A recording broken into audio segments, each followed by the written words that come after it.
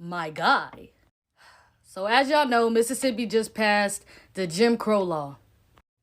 You know, just history repeating itself. But there's something that y'all don't know. And I need all my people to listen. We gotta wake up. Because it's that time. See, because what y'all don't know is the Jim Crow law is actually associated with the Bible and the curses that was put upon his people. So I want to answer this woman's question. I'm so fucking scared. It has just come to my attention because I didn't know about it just until today. In Mississippi, there was just a law passed like 5 days ago that the Jim Crow laws are being reinstated. That shouldn't be happening at all. And I know you may be wondering, this is like not my normal content on here, but I'm sorry. And I just have to make this known because what the fuck? What the actual fuck? Why? I really don't understand why people do not like me. Do not like us. Because of my color of skin. I don't understand. I really don't fucking understand. What the fuck did I do? You didn't do nothing. But our ancestors did. The Jim Crow is resurrected in Mississippi. Did wokeness do this? As a matter of fact, it did. Now, some of us who have learned the truth are not surprised by this. It may alarm the sleepwalkers. The Most High have already told us that they will have hatred towards us. All you gotta do is read the word and the curses put upon his people. See, their problem is they finally starting to realize that they wicked rulership is almost up. But I ain't gonna lie, we finna go through some battles, and it's gonna get worse before we leave. We warned our people that are sleepwalking that these nations hate us.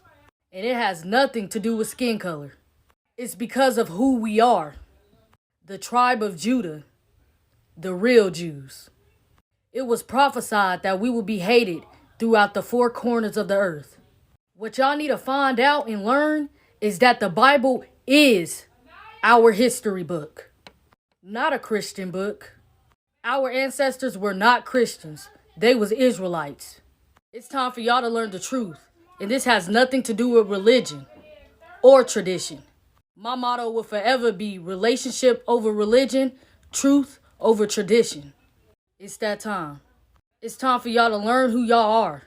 And it's time for y'all to gain a relationship with the Father through his word, not a religion. Now we gonna start off with, who is this? Who is this? Cause the show ain't Yahshua. Cause if the Bible's saying that his hair is white like wool, and I mean white like wool, just like this, where did the brown hair even come from? If it said his skin color was the color of fine brass, burnt in a furnace, and I mean burnt in a furnace. This is an actual picture right here of someone burning fine brass. Then where did y'all get white from? Or even the olive skin color y'all keep claiming. Y'all just don't want him to be black so bad. Y'all just make up any lie. And he was born in Israel, which is Northeast Africa. Y'all stop saying Middle East. It was not called the Middle East back then. It was a part of Africa. So you mean to tell me when they had to hide Jesus, Yahshua, in an all-black place in Africa to blend in with the people, you saying that they hid a white man or an olive skin color man in a place full of black people? It's impossible. Which is common sense that he had to be black to blend in with black people. Now I'm finna tell you why his skin color got something to do with the Jim Crow law and them trying to bring back hanging and lynching. Now, in the Bible, Pilate's wife had a dream about the Messiah. When she seen that the people was trying to kill him, she pulled her husband aside and said, "Have nothing to do with this righteous man." She said, "I suffered much suffering in a dream today. Have nothing to do with his killing." So Pilate turned to the people and said, "I don't see nothing wrong that this man is doing for me to kill him." Pilate was talking to the Hebrews, our people. He said, if y'all decide to kill this man, the blood will not be on my hands. It will be on y'all's. So then the Jews, aka Hebrew Israelites, mistakenly said, it's okay. Put it on our hands, our children's hands, for generations and generations. Crucify him. So then it was so. So from then on, we was cursed to die the same way he died. Now they like to tell y'all that he died on a cross, but that is far from the truth. The cross is one of the main graven images that he talks about in the Bible. The word cross was never even in the Bible to begin with. It was added in there from a pagan god they called Tammuz. The cross is a symbol of the first letter of his name, a T. Now, if you look at the history during those times, you would know that if you were worthy of death, you had to be hung. It was the law. Acts 5:30 even told you that he died from hanging from a tree. There was a divine curse placed on a hanged person. And if a man has committed a crime punishable by death, and he is put to death, you hang him on a tree.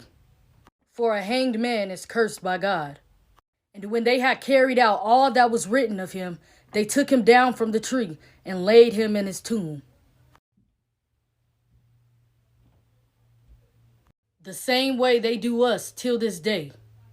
For what our ancestors have committed, it allowed us to be punished the same way he was punished. I'ma show y'all the curses that was put upon us. Slavery and captivity. Having no power to stand against our enemies. Being sent back to Egypt again by ships.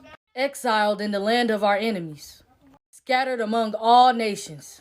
A very sick and disease-stricken people. At the bottom socially with other races high above us. Lost the true knowledge of who we were and will be called by many scornful nicknames other than Israel and Hebrew, which is still happening to this day. Packed into prisons and jails. A non-properous people. We even hate each other and oppress people by our enemies. The world will not tell you who or where the Israelites are today, but the scriptures will. There's nothing new underneath the sun. There is nothing new. Our sons and daughters will be given to another nation while your eyes grow weary looking for them day after day with no power in your hand. With no power in your hand.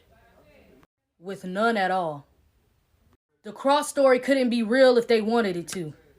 How did they nail his feet and hands to a cross when it says that he protected all his bones? Not one of them is broken. There would be no way to hammer a huge nail into someone's foot to hang without breaking a bone. There's no way. This is the real reason why no bones shall be broken. The sad reality is, if we continue to disobey, we'll continue to pay. So please, it's time for us to wake up. Stop letting them brainwash you and make you forget who you are. Stop letting them make us feel like we are nobody, because they know who we are. Our people back then just didn't know how to read and write. So they didn't know that the Bible back then was made for them. They felt like it was a horrible, horrible book. But they didn't realize the truth was inside of it. But now it's our time to make up for it. That the truth of who we are is inside of it. Our time is coming, and they know it. The Bible is our true history book. The problem is we let everybody get into our head. Why do you think there is thousands and thousands of religions, but only one true God?